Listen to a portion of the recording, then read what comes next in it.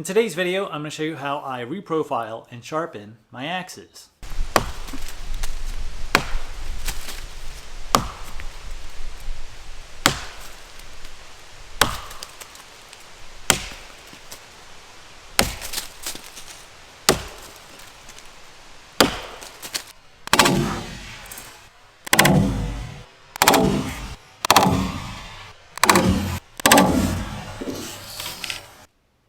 It's going to be exciting.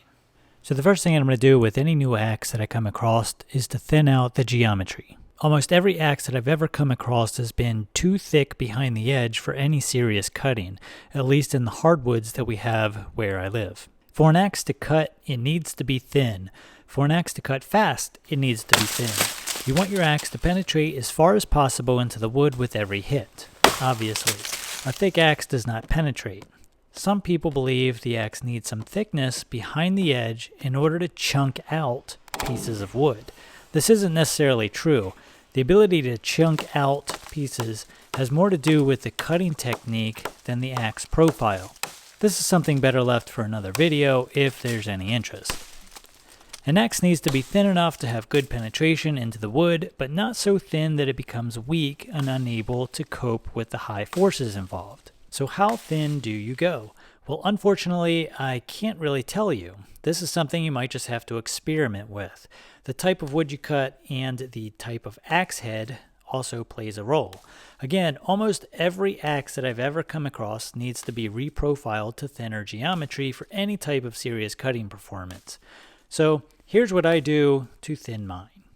I'm going to be using a 2x72 belt grinder. If you don't have a 2x72, just know that everything I do in this video can also be done using a 4x36 inch belt sander. Belt companies now are pretty much making all the same belts for 4x36s as they are 2x72s. A 4x36 costs a little over $100 new, but I would look around at yard sales and Craigslist first for a used one. Sometimes you can pick them up for as little as $30 to $40, if not for free. If you're asking whether or not this can be done by hand, yes it can. Anything can be done by hand with enough time. But in all honesty, no, you will not get very far reprofiling an axe with a sheet of sandpaper. We are talking about removing quite a bit of steel here, and sandpaper in this case just won't cut it. Literally. For this, you really need power tools. So let me see if I can explain this here relatively quickly and in layman's terms. So what we have here, or the area that we are thinning, is actually right here in the center portion of the axe. These are the axe cheeks right in here, and this is what we're thinning out. We're thinning this middle section. We don't want to thin out down here towards the bottom, and we don't want to thin out any more down here towards the top. That's because axes have somewhat of a taper from end to end. Let's get a straight edge. We'll put this on here.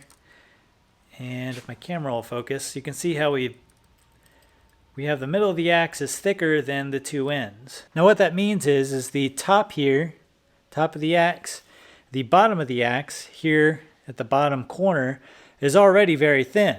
We don't want to thin that out. The only portion that we really want to thin is here in the middle where it is relatively thick. We want to keep the strength up here in these corners because these corners are prone to chipping off and breaking off. They're the most susceptible to damage, the most susceptible part of an axe to damage. When we are thinning this, we want to make sure that we hold this axe flat on the platen and we pull it back and forth in a nice straight line. Allow me to demonstrate. So when I'm grinding this, I would be pulling this straight across the platen. I'm not going to be rocking it like this.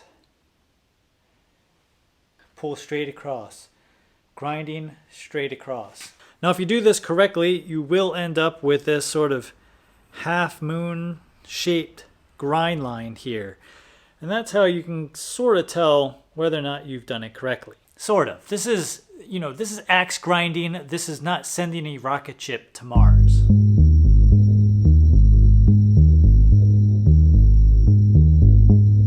The first belt I'm going to be using is a 36 grit ceramic belt. This belt has a very high material removal rate, and due to their coarseness and ability to cut, they keep the steel fairly cool.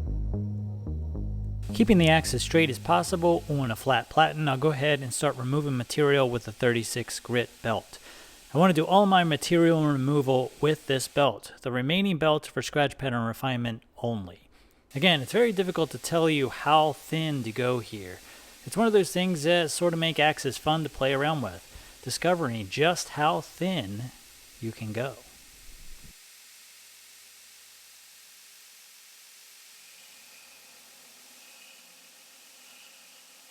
I think a lot of people worry about overheating their axe using belt sanders. In my experience, I find it very difficult to overheat an axe as long as you're using a fresh belt and not trying to remove a lot of material with a belt that is not coarse enough for material removal. The coarser the belt, the cooler it will run, so don't try to thin an axe with a 220 grit. It won't work. Also, axes have a lot of mass, much more so than something like a knife. The mass absorbs a lot of the heat like a big heat sink and keeps the thinner steel from overheating. The axe would have to get up into the 300 to 400 degree range for it to have any effect on its temper. And that means you'll know well before it gets hot enough to ruin the temper on your axe. Also, as you can see here, I'm not grinding right up to the apex while I am thinning. I will blend this area later with a slack belt to give me a convexed apex. This also helps keep the heat down right at the thinnest point. Again, heat isn't really something to stress about with axes. If you can touch the apex, it's not near hot enough to have an effect with an axe.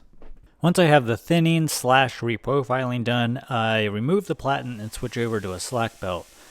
This blends everything together and gives the axe a nice convex edge. And at this stage, I'm still using a 36 grit ceramic belt to help blend everything together. Now I'm switching over to an 80 grit ceramic belt to refine the scratch pattern along the apex. In my experience, you really don't want a very refined scratch pattern along the entire grind area. If you put a mirror polish on the entire grind face that we've been working on, it will stick in the wood like crazy. Really, the coarser the better along the main bevel face. The only area that you want a little more refinement is at the apex.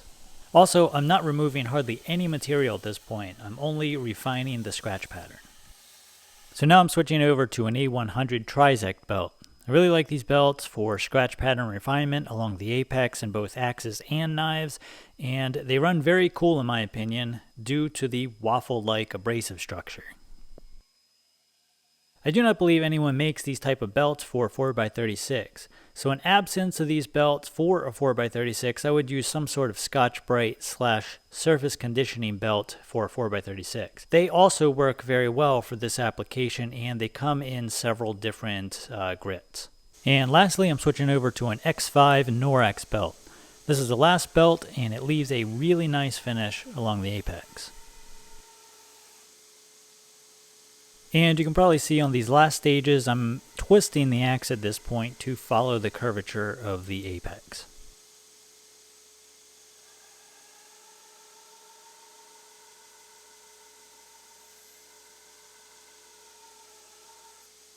I use a buffing wheel with green compound for the final sharpening stage. It works just as well to use a strop if you don't have a buffing wheel.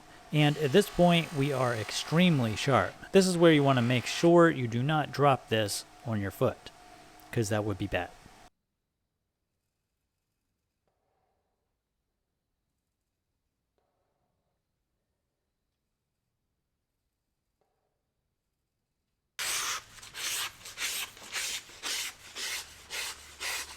So this is a really nice cutting axe now.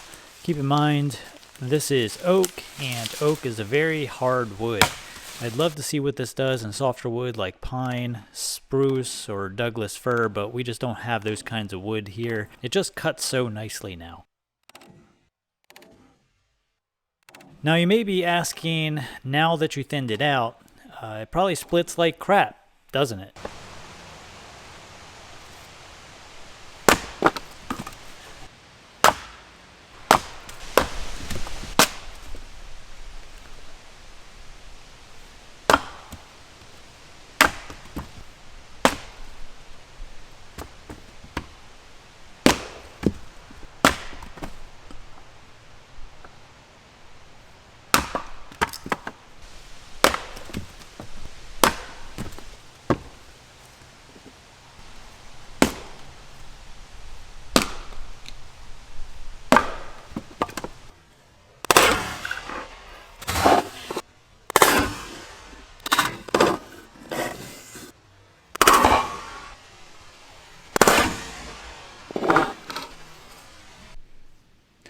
Okay, so after a good bit of cutting and splitting, I haven't touched this at all. I haven't even cleaned it up. You can see we have really good apex stability. We don't have any edge damage whatsoever. It looks really, really nice for the amount of splitting and cutting that we've been doing.